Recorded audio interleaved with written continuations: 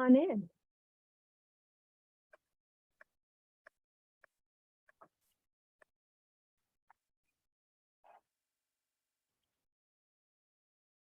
Hi, everybody. We're just going to wait for everybody to get to come in from the waiting room.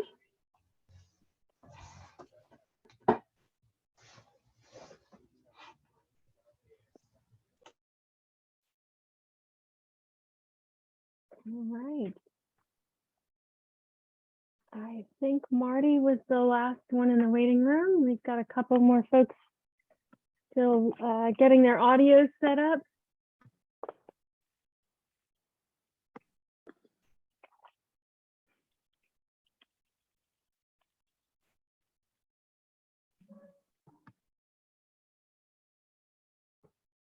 All right. So welcome, everybody. It's good to see everybody. Glad you could join us. We are going to go ahead and get started. It's just a little past 1:30. We do know there are some committee members that are not able to join us today. But with that said, I'm going to go ahead and share our screen. Actually, you know what? I'm going to wait and let's just kind of do a roll call around the Zoom room before we do that with folks that are here. I'm Jackie Hakes with MJ Engineering. I'm going to go around my Zoom here, and Alan, you are up next. Yeah, good afternoon. Alan Duckworth, Town of Brookhaven. Great to see everybody. In particular, Brendan, who I haven't seen for many, many months on Zoom. Wonderful. Jessica. Hi, everybody. This is Jessica Zanko-Worth with Suffolk County Economic Development and Planning. Happy to be here. Thanks, Jessica. Dorothy? Hi, I'm Dorothy Jacobs, and I'm a landscape designer at Pogon Associates. Jeremy? Hi, Jeremy Campbell with the New York State Department of State and the South Shore Estuary Reserve Office. Okay, great. Thanks, Jeremy. Todd? Hi, everybody. I'm Todd Montgomery. I'm also with the landscape team with Dorothy, with Pogon. Thanks. Great. Brendan?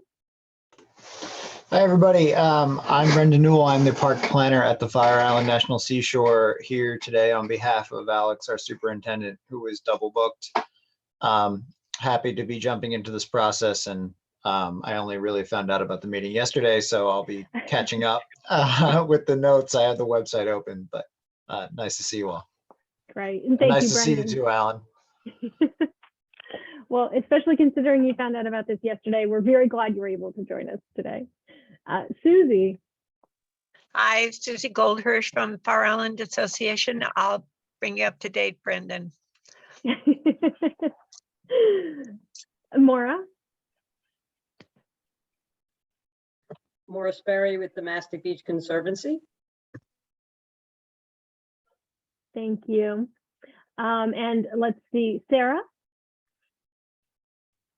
I am Sarah Stark-Hess with MG Engineering. Jesse. And I'm Jesse Mackay with MJ Engineering. And our wonderful host for this afternoon is Matt. So Matt, thank you for hosting us. And it does look like Marty, it looks like he's still trying to connect to audio. Marty is part of our team from Captain Consultants. Marty, can you hear us? Looks like he's having some audio issues.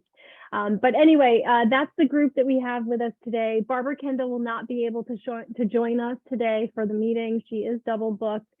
We did also hear from the Village of Patchogue representatives, and they are not able to attend.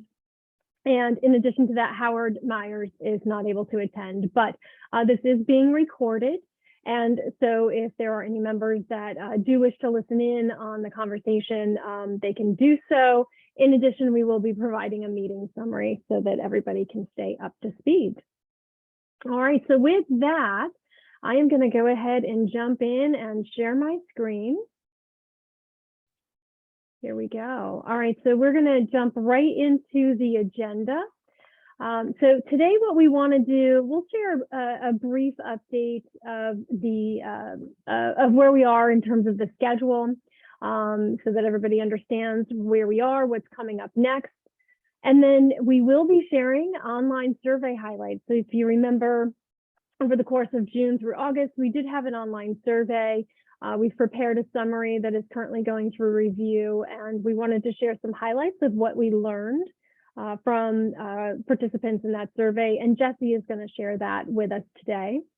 Then we're going to turn it over to Sarah to walk through what we're calling a proposed project matrix.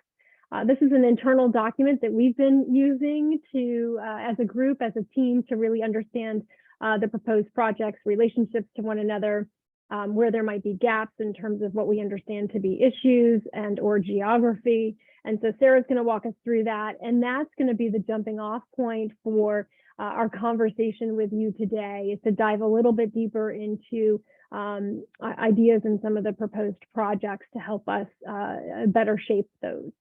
We'll then talk about next steps, and that will be it for today.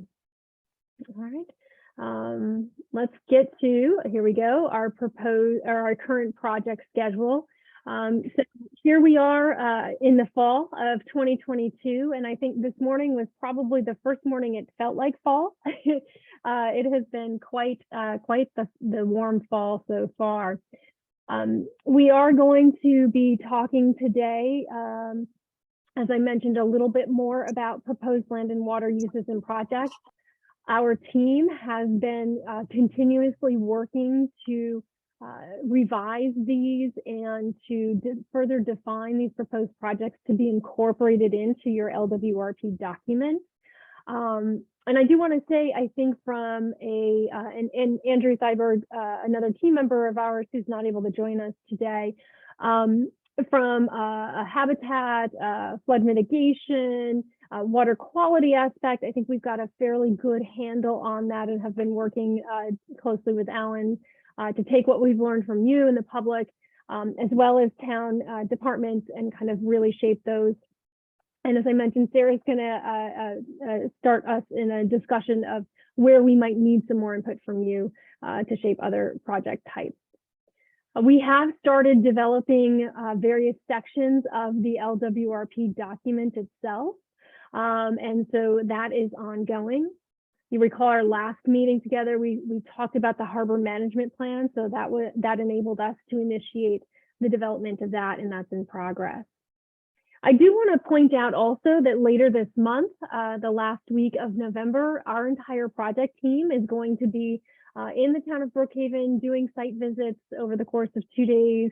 And Alan has been extremely helpful in getting us meetings with various elected officials within the community. So we're able to meet with the supervisor and with the representatives from districts 4, 5, and 6, which are those districts, those wards that the study area does include. We're really looking forward to that. We're going to have those conversations to bring all of those folks up to speed on where we are, get some of their input on the proposed projects to date and other ideas they have. So that will be the town board update for this period of time. Looking ahead over the course of the winter, and really looking at winter 2023, given where we are, we'll be continuing the draft LWRP and looking to hold that second public information meeting. That's where we will want to share ideas in the proposed land and water projects to get input from the public. And so, we'll talk a little bit about that as part of next steps in terms of your ideas for what might be the best platform for that. Looking ahead to the spring, we'll be continuing the draft LWRP, including the OS review as necessary, updating the town board, and then ultimately by August of next year, finalizing that LWRP and wrapping up the project. You may recall that is when the grant contract does expire. So that's our target, is to hit that. Okay. With that, I am going to turn it over to Jesse, who is going to walk us through what we've learned from the online survey. So Jesse. Thanks a lot, Jackie. It's good to be with you all today. And as Jackie said, I'm just going to be touching on some highlights from the South Shore Waterfront Survey. Just so folks know, there is a full summary of all of the survey findings, as well as an appendix with all the survey input that was received from respondents. And that will be distributed to WAC members. It's currently with DOS for review right now, but that will be distributed. But as I said, I just want to touch on some highlights from this survey, which was live between June and August of this year. The survey had 20 questions and we had 178 respondents to the survey. And folks were able to access the survey from the town webpage via social media. There were survey cards, which you see on your screen with QR codes, so that folks could take them on their mobile phones or wherever it was convenient for them. And next slide, please. So initially, we just wanted to, with the first few questions of the survey, to get an idea of the characteristics of our respondents. And so in the first question of the survey, we just wanted to find out how our respondents connected with the town of Brookhaven. And what we found is that more than 3/4 were residents of the town. And most were property owners in the town, although you can see from the bar graph on your screen, we had business owners, we had visitors. We did have a few, just a few seasonal residents respond to the survey. So a small number of seasonal residents responding. And then in an open-ended other category, people were able to identify that Brookhaven was their hometown, but they no longer live there. So we did have a few people still attached to the town in that way. And next slide. In terms of the age and household composition of our respondent cohort, we had nearly a third, so about 31% of the respondents were 65 plus in age. And then only on the other side of the spectrum, only about 10% of our respondents were 34 or younger. So our respondents did skew a little bit older. And that's good to know, just to keep in mind as a frame of reference for some of the other answers we received later in the survey. In terms of household composition, about 40% of the respondents had one or more children under the age of 18 living in their household. But conversely, that means about 60%, a little over 60%, did not have anyone under the age of 18 living in their home. The ninth question on the survey asked if people had access to more recreational resources at the waterfront. Or I'm sorry, this particular question asked which of these waterfront recreational resources respondents had visited within the past year. And a little bit more than 82% of the respondents had visited Smith Point Beach. So that was sort of far and away the most visited of the waterfront resources to choose from. But some of the other popular destinations included Cupsog Beach, Davis Park Beach, and Corey Beach. Next slide. We asked the survey respondents how they got to the waterfront. And maybe not surprisingly, about 2/3 said that they got to the waterfront by car. We also did have a number of people saying that they walked to the waterfront. We had one single respondent say that they got to the waterfront by public transportation.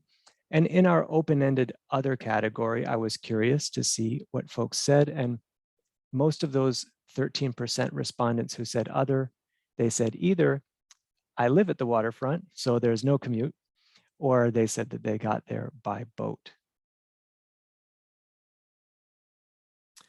And we drilled down a little bit and asked, if you could have more waterfront opportunities, what sorts of things would you want? And this was not an either or. They could identify anything that they desired. And what we saw was that the highest categories from our respondents were beaches, so 74%, and walking trails at 71%.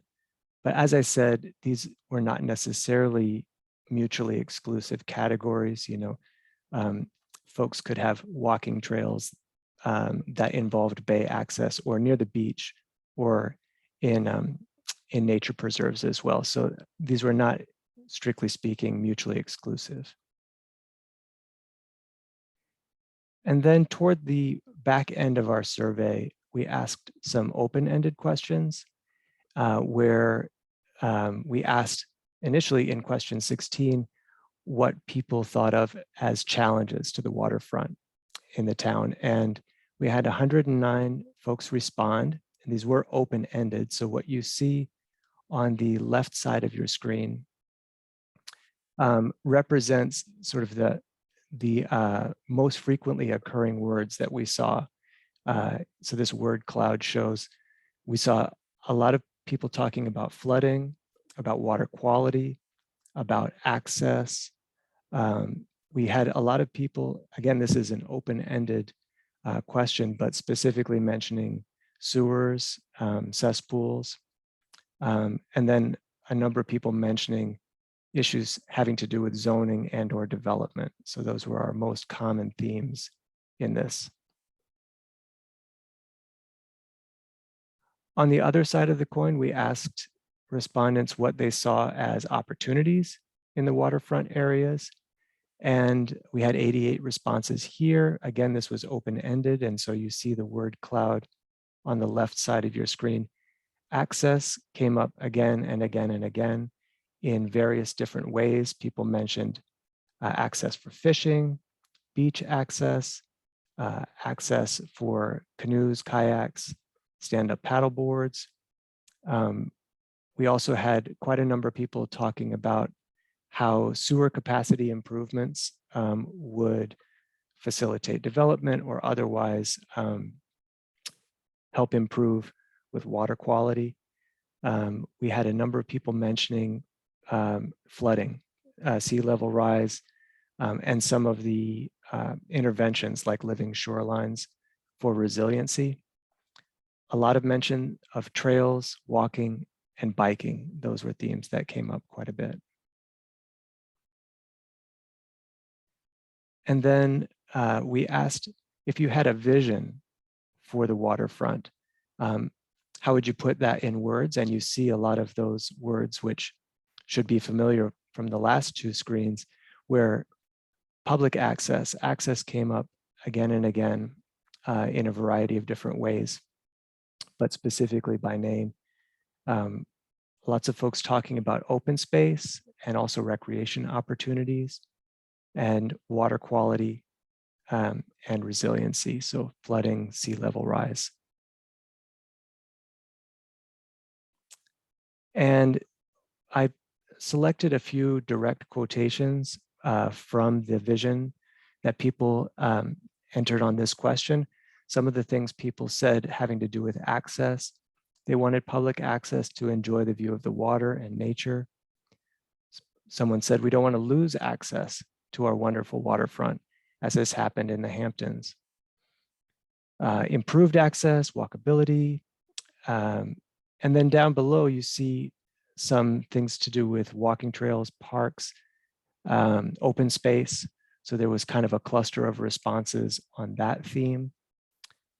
In the top right of your screen, you see a number of direct quotes about clean water and water quality. So clean bay and creeks, clean water and clean beaches, and reducing pollutants and contaminants from the water. And then finally talking about climate change, sustainability, resilience in that last sort of cluster of open-ended responses. And in the most open-ended question, we asked respondents, do you have anything else that you'd like to share? And as you would imagine, there was a wide range represented here. But a few things that did come up.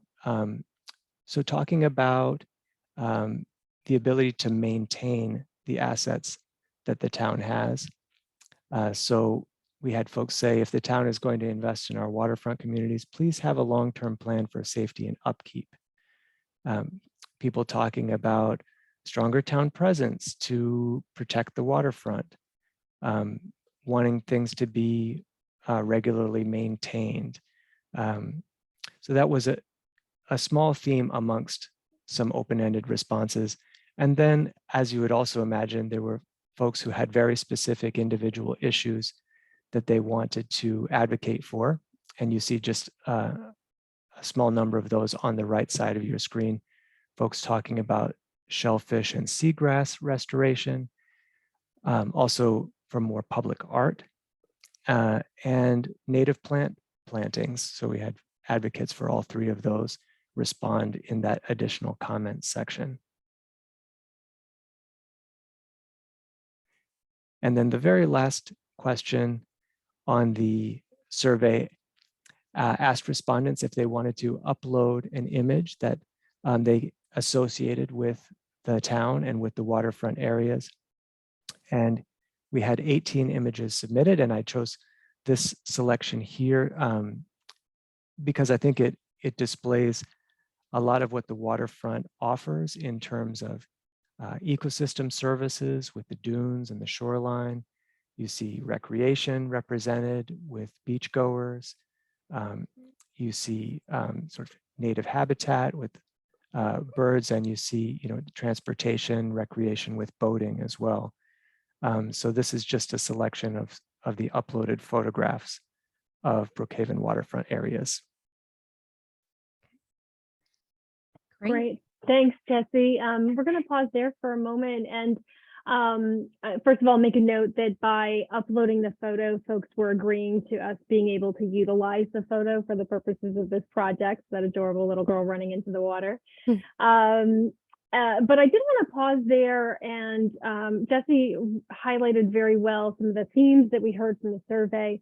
We do recognize there was not a substantial number of respondents. We recognize that.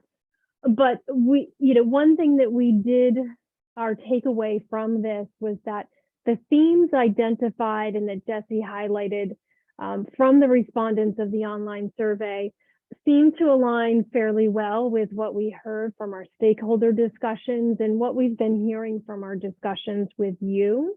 So that was reassuring as we are continuing to move forward with the discussion of proposed projects. But I'm curious to hear from all of you. Is there anything, and I know that this is a lot of information just put in front of you, but anything stick out to you, or was there anything surprising in what Jesse just shared in terms of the highlights?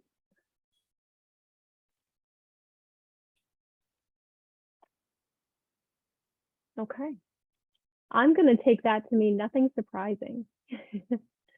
I'm seeing some head nods there. All right.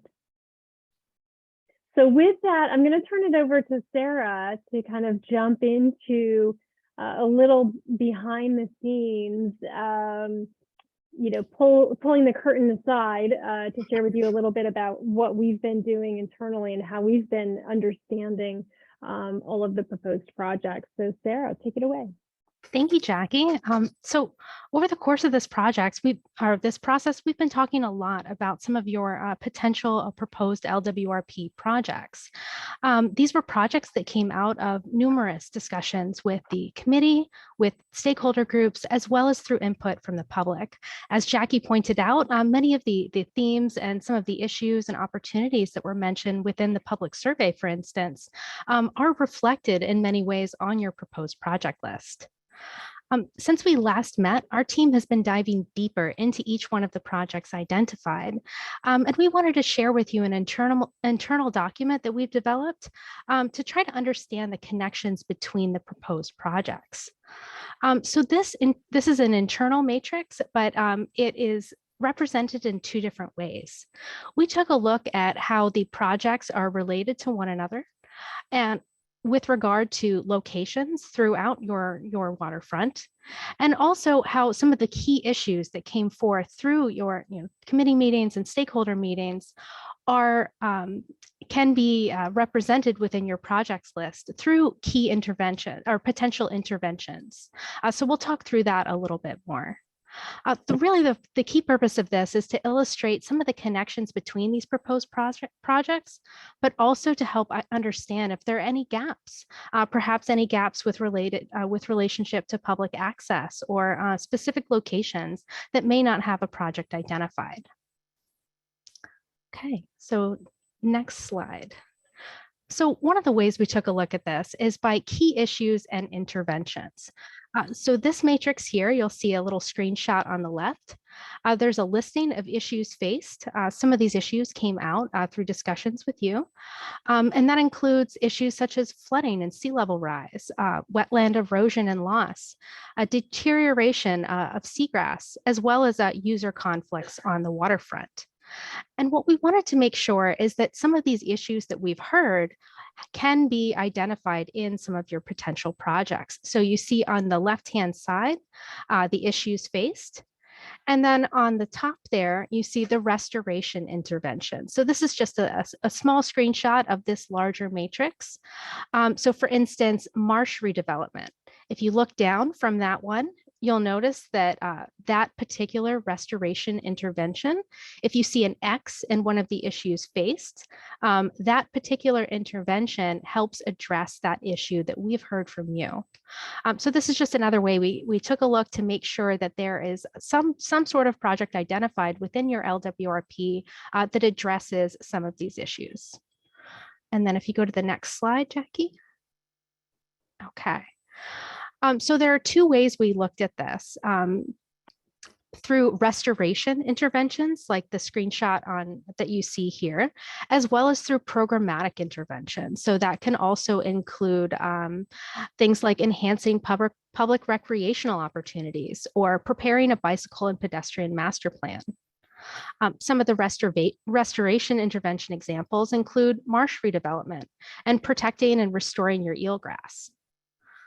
So if Jackie flips to the next slide, you'll see kind of the full matrix here that it compares all of those issues faced with the various restoration interventions and programmatic interventions. So really the goal here really is not to have an X in every box, but just to make sure that some of these issues are addressed in some way. For instance, you'll notice the first issue faced, the flooding in Patchogue, you see only 1 or 2 X's within the restoration interventions, such as for one developing mitigation and adaptation strategies. But then there are multiple X's within the programmatic interventions, such as enhancing public recreational opportunities at the waterfront. So this is just another way we were trying to internally talk through some of the projects that you have on your list now and just make sure that what we have is comprehensive and does address many of the issues that you face. So next slide. Okay, so another way we want to take a look at this is from a location standpoint. We took a look at the project categories versus locations throughout your study area. So this particular matrix, as I said, is organized by those 4 project categories, which I think you're quite familiar with at this point. And that includes the flooding and mitigation and shoreline resiliency, water quality and habitat restoration, public waterfront access, as well as educational institutional partnerships. And what we've done here is identified some of the overlap between your project categories and key areas within your study area. And this is just an example of some of the ones we've identified. The South Shore, obviously, is a pretty important one. Patchogue, Purgatory Creek, McGill Pond, and the Mastic Waterfront. So really what we're looking for from you is a little bit, some feedback and to identify any potential geographic gaps within your proposed project list, specifically related to public waterfront access. We want to make sure that these projects are distributed reasonably evenly throughout the study area. So we are looking for any comments you may have on that, and I can share my screen if, yep. Yeah, I think, Sarah, before you share your screen, Sure. Just a couple of things maybe to help with the conversation a little bit. So as I mentioned earlier, I think that we have, and any team member that's on, feel free to jump in as well. I think we've got a fairly decent grasp of some of the proposed projects in the flood mitigation, resiliency, water quality, and habitat restoration categories. I know Alan's been working very hard with our team members to help identify those. I think those may be some of the more obvious, maybe could be more complicated interventions, but I think that we've got a pretty decent sense of that in terms of addressing some of those issues. A challenge or an issue that we seem to be hearing on repeat is that public access piece. We've had some discussion about that to date in terms of, the where, to Sarah's point, and possibly the what. But that's something that I feel like as a team, we really need to have a little better understanding of, and what we're hoping to focus on with you today. And from a geography, it doesn't necessarily need to be focused on what we have identified at this point, but I think we really, if there is a specific geography where you think public access is lacking or could utilize some improvements. And when we talk about public access, understanding what that is it access by boat, access by walking and biking? Is it simply being able to get onto the beach, or is it how you get there? And also when we're talking about public access, it may not be direct beach access, but access within the entire waterfront revitalization area for public recreation and amenities. So just wanted to throw that out there. And maybe we can, talk about some of those projects that we already have identified in terms of public access. But I think, and I know Jeremy's on the South Shore Estuary is talking about, a blueway trail, that is a type of access as well. So that's just a little bit about what we're hoping to get some additional information from all of you on, and see what some of your thoughts are that jump out in terms of key access points or areas where there may be public access lacking.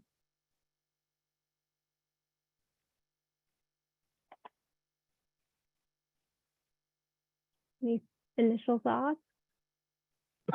If you're going to ask about, I do.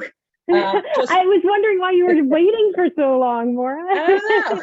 So I just wanted to point out, so when you say like the survey had 178 respondents, I think we have to dovetail that to the 16 years, $500,000, and at least 3 public plans that were done, certainly down here, because we have the Master Beach Village Comprehensive Plan, we have the New York Rising, and it all started with the town's Neighborhood Road, Mastic Road Revitalization Plan. Although it was mostly on the downtown, a key component was the, I think, 95 or 96 LWRP, which talked about, how important it is to have the downtown connected to the waterfront in Mastic Beach.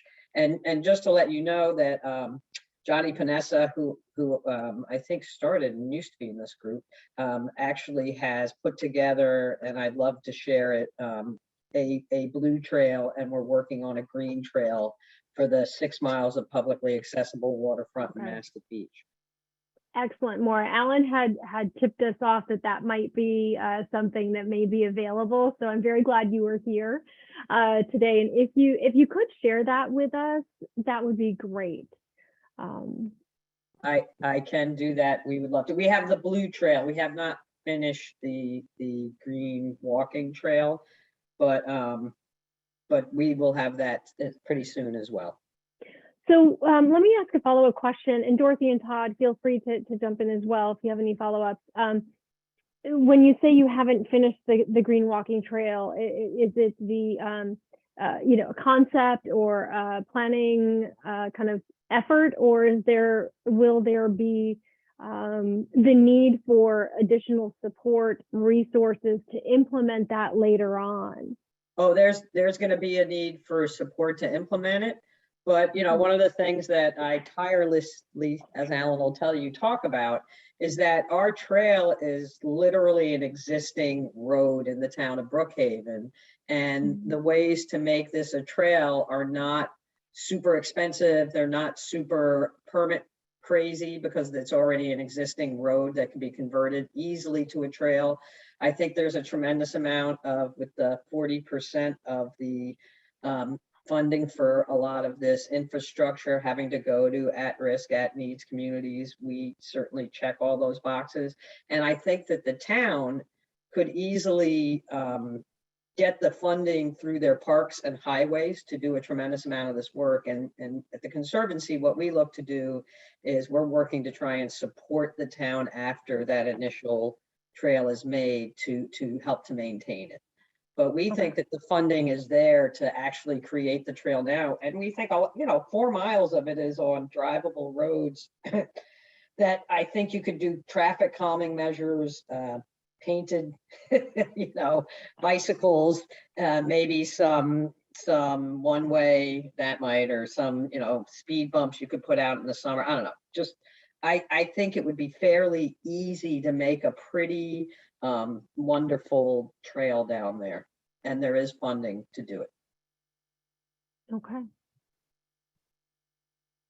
Okay, great.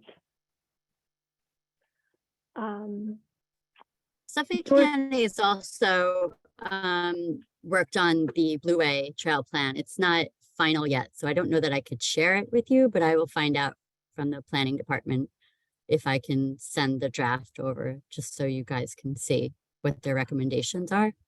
Excellent. And Jessica, that'll be extremely helpful. And even if, and we recognize, if the draft is not ready for, consumption outside of the county, we recognize that. But maybe we could coordinate with you and at least have the opportunity to talk about the recommendations specific to Brookhaven South Shore. Definitely. Okay.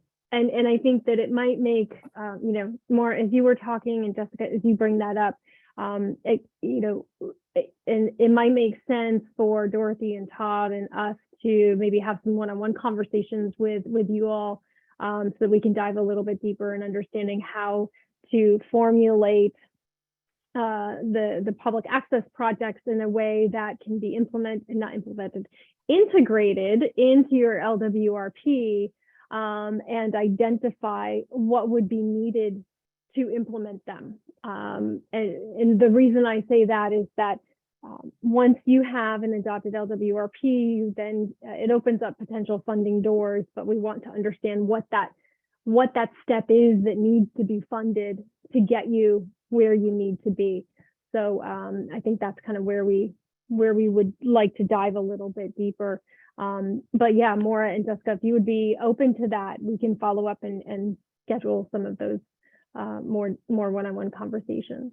Absolutely, Jessica. It's not a problem. Yes, I think that's important to have that initial meeting, just because, we're in the beginning stages of the Violet Cove project, and, we have funding to get us through the design and construction documents, but we don't have funding for what we decide to do after that. So. Okay. All right. Very good. Thank you. Other initial thoughts? Susie, did I see you going for your unmute button?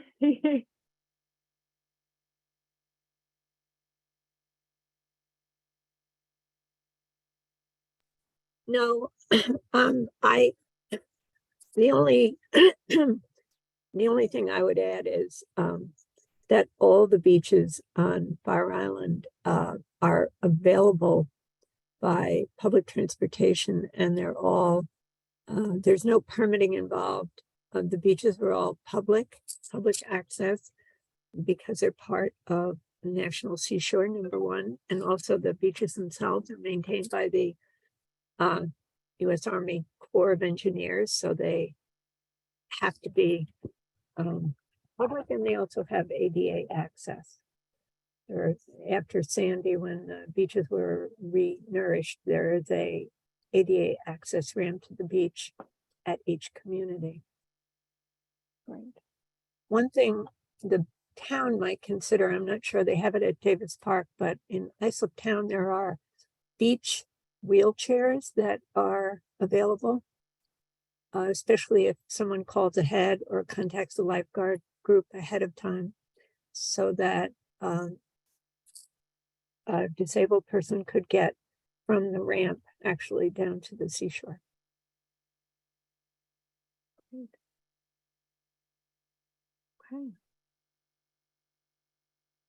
Other thoughts, ideas? It sounds like we've got kind of the Mastic Beach, Violet Cove area, Fire Island. Are there other areas along the South Shore where there's some initiatives, or where you think there should be, improved access for the public to the waterfront?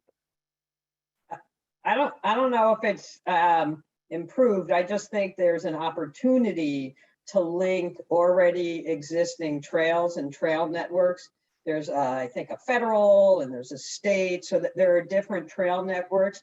And I think it would be good if we could somehow, and I think maybe there's work on this already, just link all of those trails together in a contiguous, or in a way so that it's a complete trail system. Okay. Great. Okay, other thoughts, other ideas?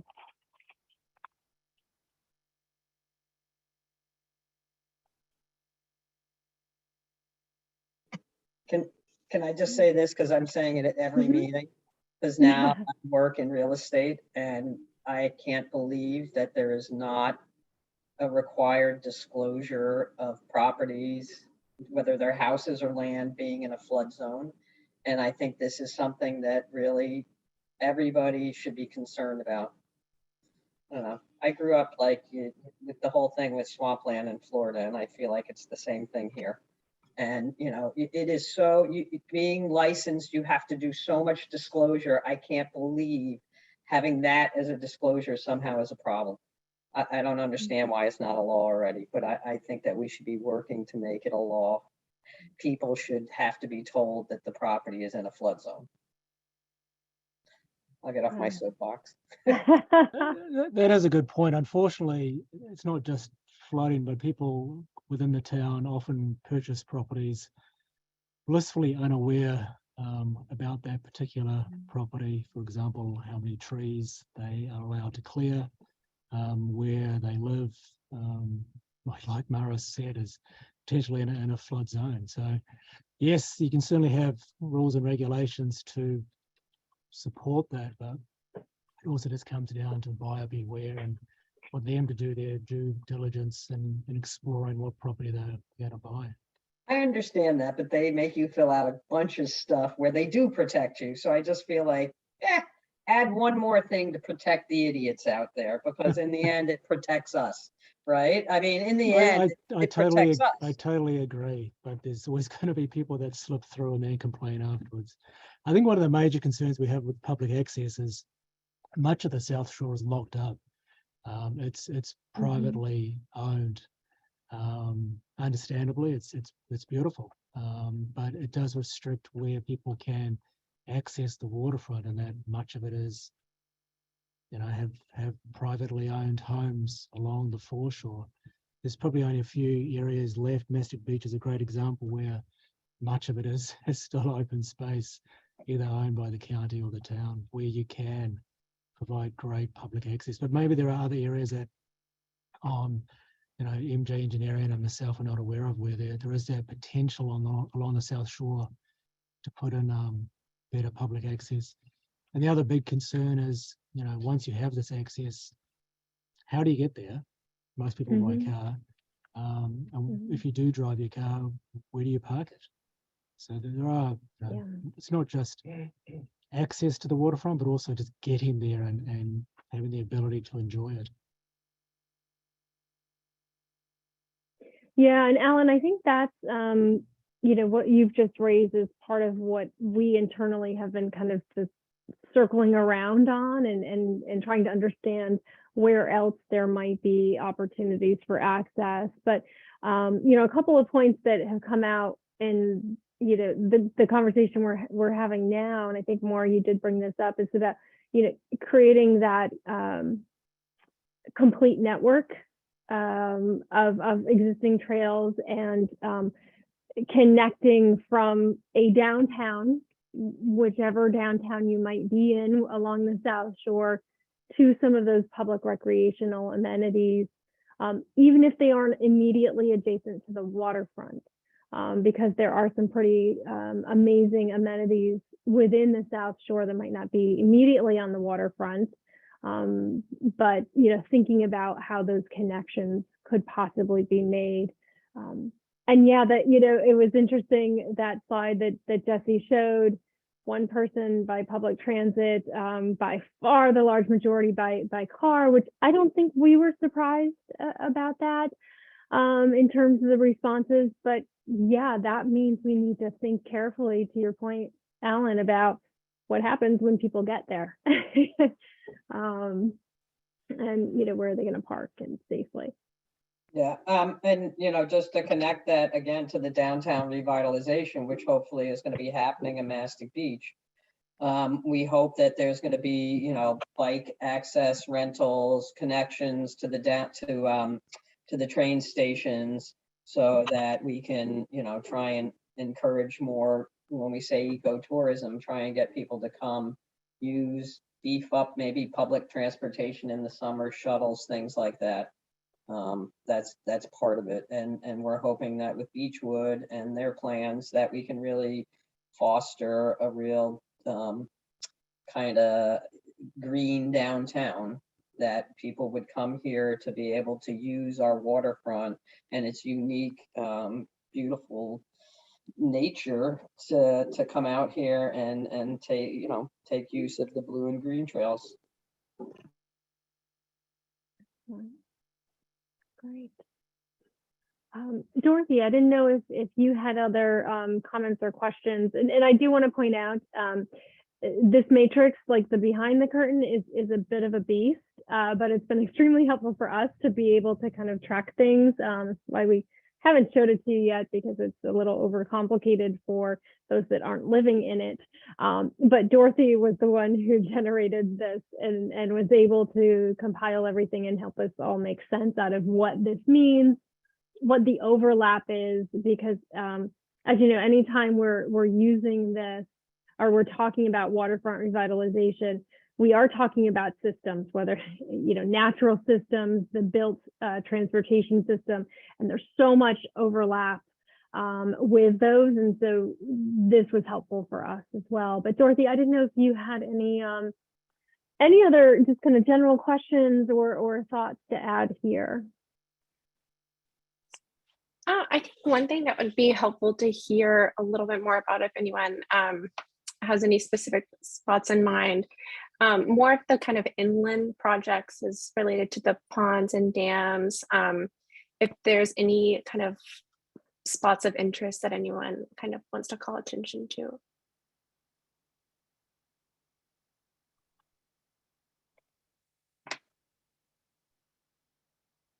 I'd be wrong if I didn't speak up a little bit for CTUC, because my wife works for them. They have quite a few, the Owl Life projects that they're doing on the interior. I'm not sure if they're all in the town of Islip. Maybe Alan, you know better than I, but I would think the town of Brookhaven probably has some projects where they're trying to get rid of some dams, or they're trying to do fish ladders. And I would certainly think those could probably connect. But I don't know if anybody else knows better about it than I do. Yeah, DEC recently awarded CTUC $150,000 to do a planning study for a fish passage on a Patchogue River leading into Greater Patchogue Lake. Equally, the town wants some money as well from DEC to do a study on the Terrell River. We've recently completed one for the Swan River that was installed a few months back. It's working successfully.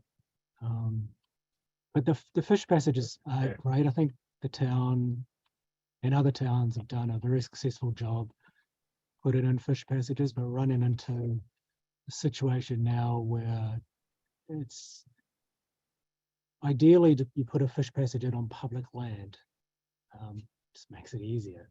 But now a lot of those rivers, at least the smaller ones, where the fish passage could go, is privately owned, and we run into challenges. And Alan, I think the Swan River fish passage, sorry about that. Is that the one that you showed us when we were, it was under construction? Yeah, that's the one that you took the photo of. You Yeah. showed briefly in one of the on the slides. So Yeah. there was amazing success. So there was a nature-based fish passage, which looks natural. And it's beautiful. It works not just to allow fish to swim up and down, but also helps with flood control. So it has, several purposes.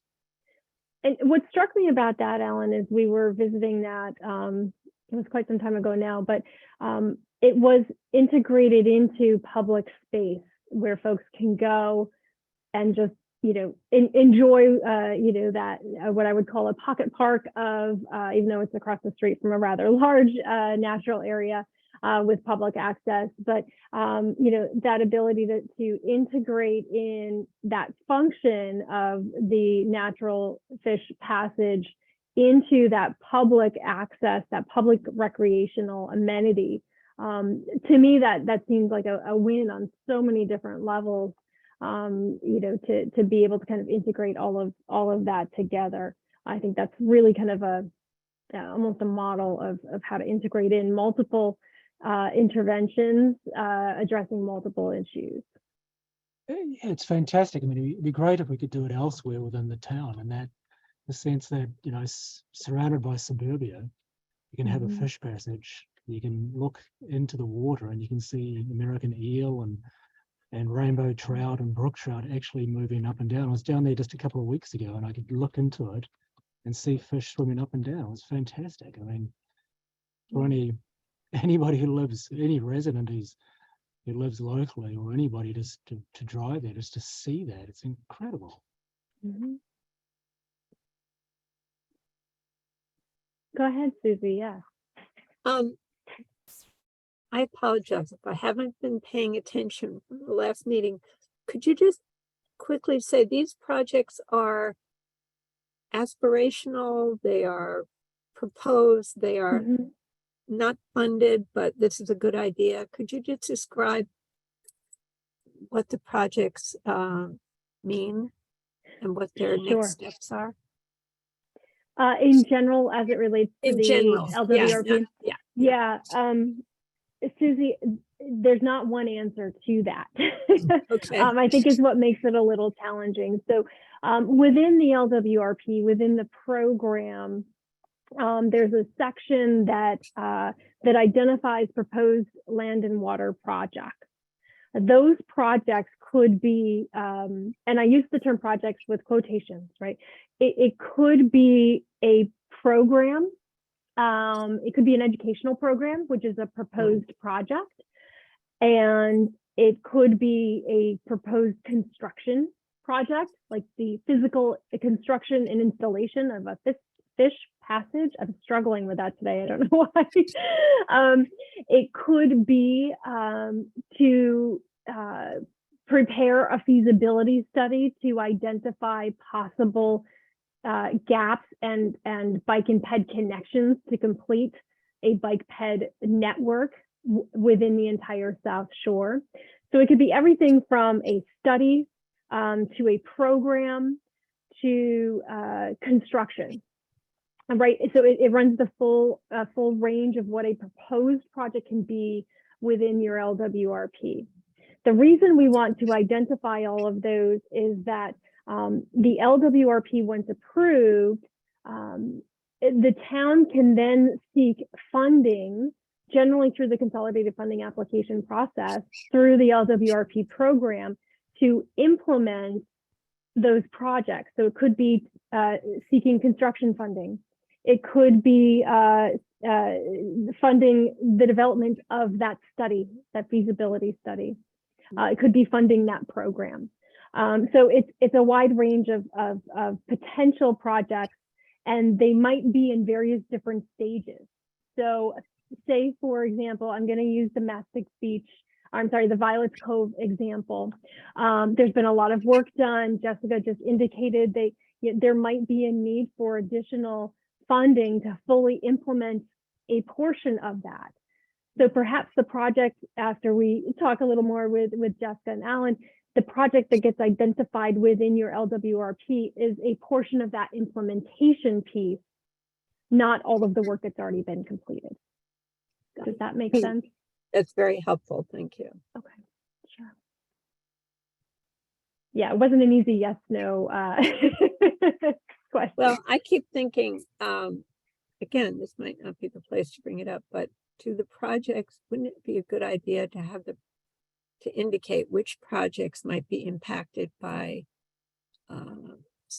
rising sea level and more storms, and, in terms of feasibility as one of the criteria of, spending money on these things? But it sounds like there's no money involved. They could be proposed for grants and other things, right?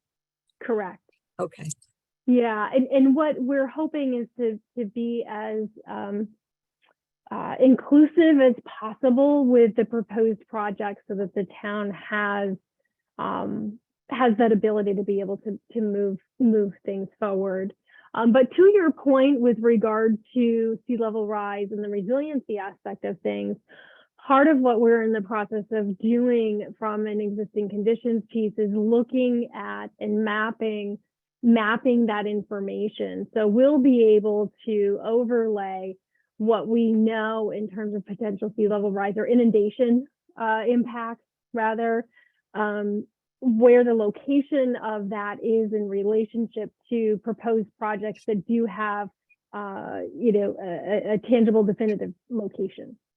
So we can certainly see kind of how that is, and if in fact there is, proposed project that's within an area that's going to be, proposed or potentially inundated in the next 10 to 20 years, we would identify that, and as part of the description within your program, say, as this is being developed or considered, this critical issue and aspect and factor needs to also be taken into consideration as part of that. Thank you. Very helpful. Yeah. Other thoughts, ideas, or questions? Yeah.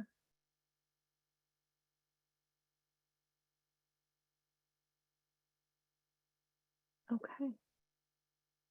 So this has been helpful, I think, in terms of starting to get our thoughts going a little bit more focused for some of this. And in terms of, with regard to the projects piece of things, I do think that we will set up separate conversations offline, more with you and Jessica to talk about some of those more specific pieces, and Alan obviously as well, and kind of move forward from there. I do also want to just give Jeremy a heads up that we're looking very closely at the CMP for the South Shore Estuary as well, to see if there's anything else that we can make sure that, if there is a potential issue that's been identified here in the South Shore, and there's something that's been identified within your CMP that this can help support, and vice versa, we're also looking at that as well. So I just want to give you fair warning about that. Yeah, you got my attention. Great. I think I am sure that you will, pay attention to what we have as priorities, and I think the priorities that were listed in there were agreed upon by all of our council members, including town of Brookhaven. So I think there's going to be consistency with, what, projects are identified, in the LWRP. So, Great. I'm confident in that, but thank you for making sure that, the CMP is being highlighted. Appreciate it. But as I said, I'm confident that the town's going to be looking at the CMP for, making sure there's, consistency between it, the CMP and the LWRP. So. Okay, excellent. Thanks, Jeremy. Yeah, and I know a lot of work was put into that recently in terms of the updates. So, yeah, that sounds great. All right. So with that, I'm going to jump back to the PowerPoint for just a moment here. Let me grab the right screen. So one of the things that, in terms of next steps, I wanted to just highlight a little bit more was our consultant team visit. We're very excited to be heading down to Brookhaven for a full team visit. We've got Andrew Pogon, ourselves, Marty, Bay Environmental, who's already located on the island, but will be joining us as well. We'll be down there for 2 days, November 29th through the 30th, working with Alan to visit various different locations that we haven't already had the opportunity to visit. And that's part of why we wanted to talk with you about some of these public access pieces, because we want to make sure to kind of get context and see some of these locations specifically. Alan, yeah. Have you been to Mastic Beach? Alan, are you taking them around Mastic Beach? We have. Not this time. Actually, the last time they did a site visit, I took them down to Mastic Beach. We walked the areas. They're very familiar with the issues that you and others face down there. Yeah. One site visit we have planned is to jump on a boat and go to Davis Park. The reason being, it's a great representative hamlet community of Fire Island. It's a mixture of residential, commercial, public land. You've got living shores, you've got bulkheading, you've got erosion problems. You also have wetland problems, particularly on the eastern portion of Davis Park, where you've got basically houses and their septic systems sitting in water. So it's just a great place, weather dependent, of visiting on the 30th of November. Fingers crossed the weather does cooperate with us for that. Yeah. And that also is the time we will be having the opportunity to meet and speak with the supervisor, as well as various town board members from wards 4, 5, and 6 within the South Shore. Our team will be continuing to prepare sections of the LWRP and share those with the Department of State for review. Once we continue moving forward with that, we will be starting to share sections with you for review as well. And we will be working to refine the proposed projects. I think our immediate next step will be to schedule some individual meetings with folks to explore a little bit more about the public access proposed projects. With that said, we have been consistently meeting every other month as a committee. So our next meeting would be in January.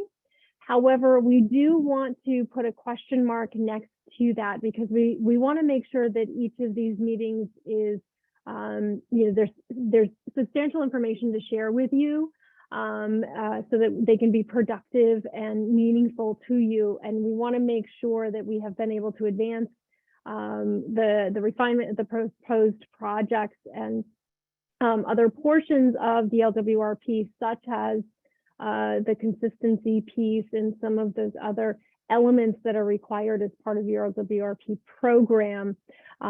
So we may want to talk about modifying that meeting and pushing that back a month to see. And so we'll coordinate with Alan about that to see where we are, recognizing the holidays are coming up over the course of the next few weeks.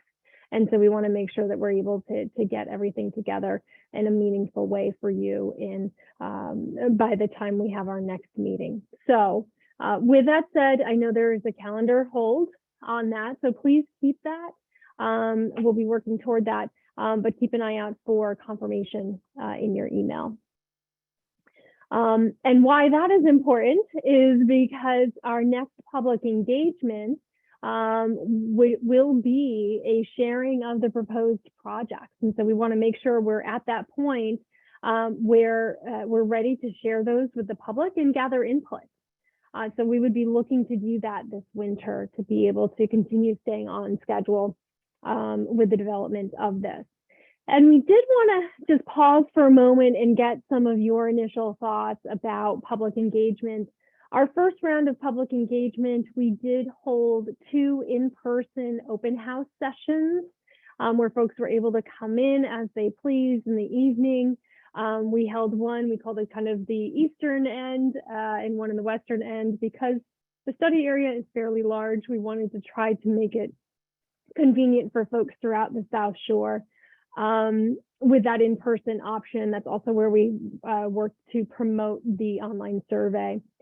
I will say we did not get a substantial amount of folks attending. Those that did attend had a lot to share, and they had that opportunity to share that. So we want to talk, get some initial ideas from you in terms of how you think we might be able to best get some input from the community on proposed projects. And it can be a variety of platforms, and then we'll work with Alan and the town about how to best shape that. But we could certainly hold open house again. We could do, an online Zoom webinar. We could, we could do a form of a survey that describes projects and asks for people to kind of weigh in their level of agreement, or, do they like them, do they not, or what's missing. But your neighbors, the folks that are involved in the organizations that you are representing. What do you think would capture people's attention, and how do you think it would be best for us to try to get information and input from the community? I can tell you that a lot of my people and members would do a webinar Zoom would be very helpful. And I think it would, at least from my point of view, pretty. Okay. I agree with the webinar Zoom part, because then it wouldn't involve travel and logistics and traffic and driving and all that. I would also say that in my experience of trying to drum up interest on Fire Island, probably how you present it in terms of sort of headlines, be involved in what the waterfront is going to look like. Brookhaven is making plans. Don't you want to see them? Kind of a little bit more, because LWRP, don't take this personally, but it's kind of boring. And even people who know what LWRPs are kind of, LWRP.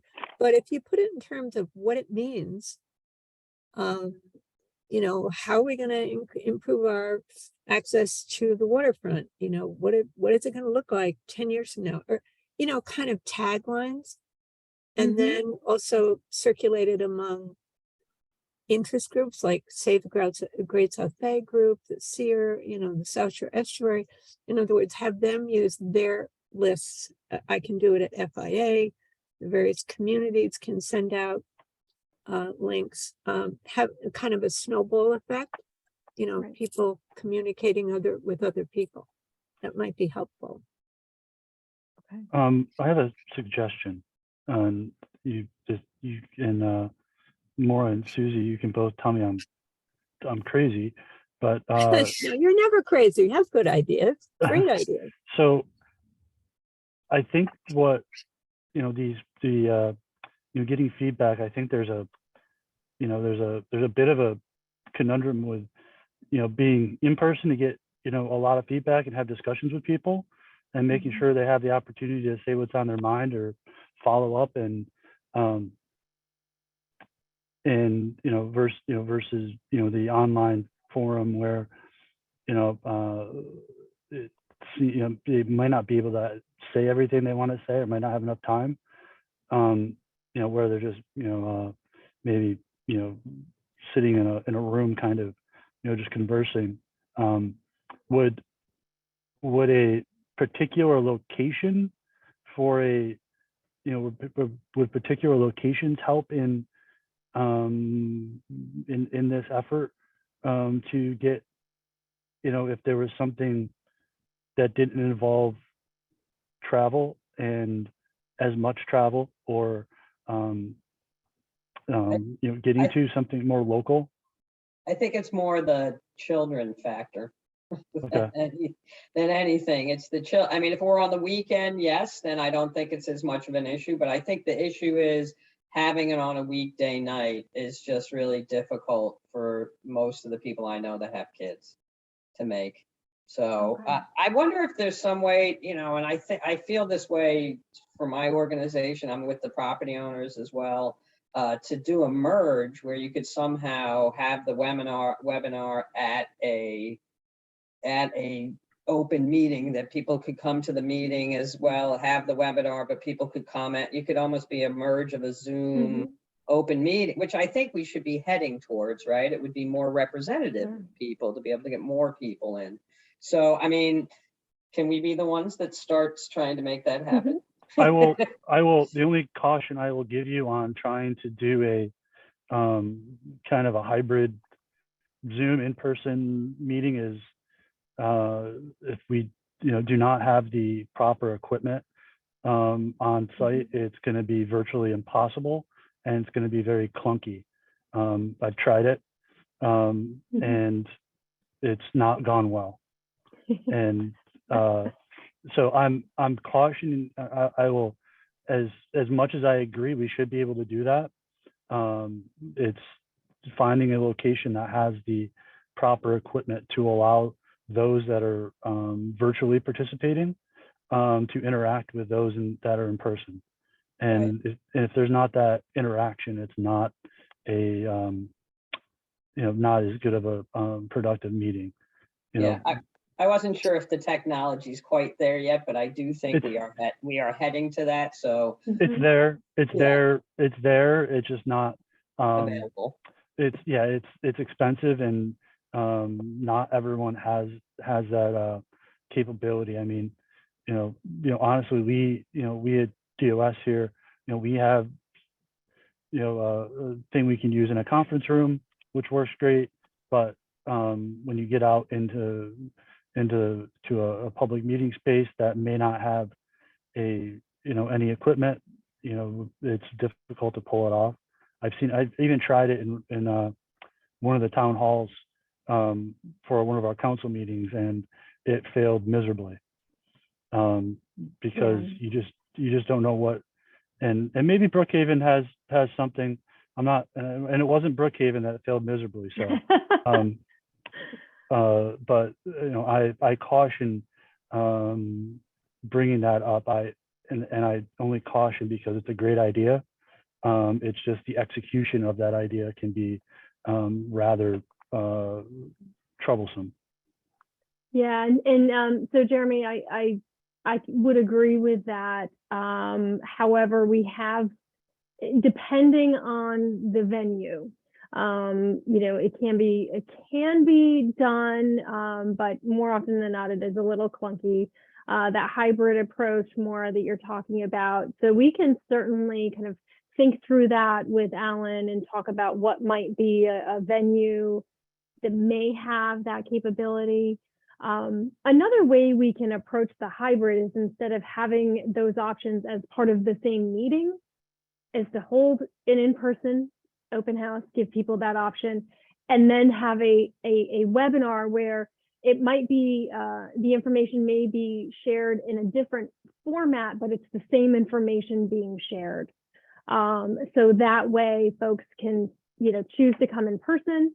And I will say this, if childcare and that is a challenge to getting people to come in person, what we have done in other communities, we have an entire kind of activity station set up for children and kids, so folks can bring their kids with them.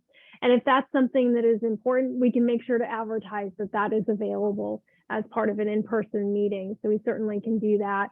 And we tend to have some questions for kids to answer too. And we always like to get those responses. And then we can have a separate Zoom webinar. And that certainly is cleaner in terms of being able to do that hybrid option. So that's certainly an option that we can think of. And then we can also have a follow-up opportunity for people to be able to, we can post this information with the town's assistance on the webpage.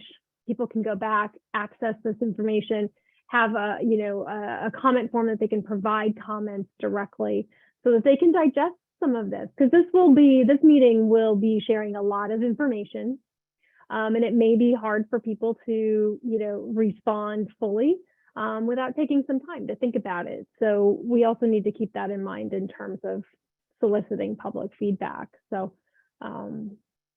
yeah. I agree, and I think, and Jackie, I think people are going to want to, when you present a list of projects, are definitely going to want to ask questions. Yeah. Okay. And provide comments on them. But questions, simple as, how is this going to affect me? What is this, what is this going to do, and such. So I think that's that opportunity. So yeah, I think both of those. I think that hybrid approach is probably the best option. Okay. So Alan, we're going to talk with you about that in a little more detail at our next coordination call. But we'll keep this group informed about that. And certainly once this gets scheduled, once we've, this group is comfortable with the proposed projects to share with the public, then we will, we'll prepare publicity materials and certainly ask for your assistance. And Susie, I think your idea about approaching the publicity in terms of what does this mean to you? Why should you care about what's going on? And here's where you can come to learn. People really care about the waterfront, about being near the water, being on the water. One other thing I'm sure you're aware of on if I did a Zoom or a webinar, you can insert questions, right? And have people click and then say, oh, 50% of you wish there was more. Yeah. I mean, people like that engagement, and they like seeing, yeah, if their point of view is what everybody else has. It kind of livens up the interactive part of it. Yes, and we do that a lot. Yeah, and so that would be a great idea.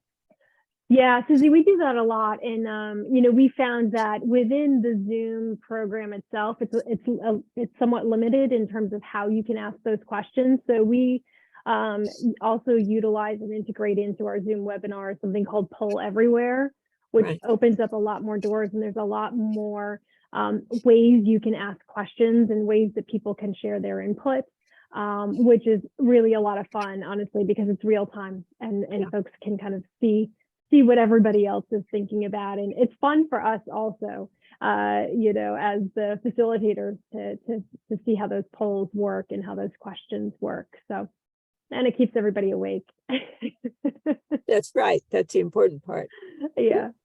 So yes, if we were to do a Zoom webinar, we absolutely would integrate that in. And the type of way we would do that is we would kind of talk about the projects within a specific project category, kind of talk about all the resiliency and flood mitigation projects, and then pause, ask some questions, give people opportunity to ask questions about that piece, and then move on to the next section. So try to break it into more manageable, digestible discussion points for the public. And Jackie, I just want to support what Susie said about how you advertise the meetings. I think that's a pretty important piece, and I think it I think when you present it as why in the invite and talking about the meeting of what they're going to be there for, and get away from our state and government acronyms, and which even I sometimes don't, I don't work on the LWRP program, so I sometimes don't know. I'll be perfectly honest. I think it's really a good twist to put on it in getting people there, and then once they're there, it's a very short piece of what LWRP is, but you're speaking specifically about projects that impact the waterfront and trails and such. So I think that was a very good suggestion. Okay. One of the points of EMJ meeting with the town board later this month is just to get the council districts more involved. The last public meeting we had, they weren't really involved and they didn't get the word out within their constituents. So if we can get them engaged, explaining why this is important, how this will affect their residents and potential votes, hopefully they'll get they'll advertise it better within their districts. But I understand the concerns. I mean, one, we're going to be having this meeting in the heart of winter, which will be horrible. Yeah. So it's going to be dark and cold, but still I think we need to have an in-person meeting, at least for a portion of it, because you do get that better feedback that flows back and forth. You don't always get over a Zoom meeting. Correct. And I think the messaging, Alan, the messaging to the council members would be critical, as what Susie's, to Susie's point, making sure they're kind of articulating it to the constituents that in that same way. Yeah, and I think was the idea to have just one meeting or to have two meetings? Well, I think we'll talk through that more in terms of how how best this will be. If it's last time for in-person, we did have two at different locations in the town to make it more convenient.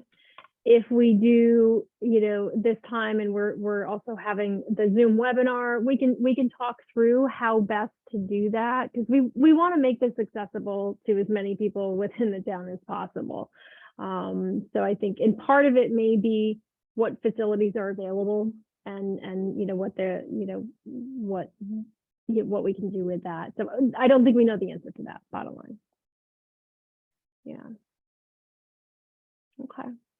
So this was helpful. We wanted to take a little bit of time and get some of your feedback, because this will be a critical juncture in terms of the public and input and feedback, because it'll then shape what gets included within your LWRP. So we want to make sure to get as much input as possible on this.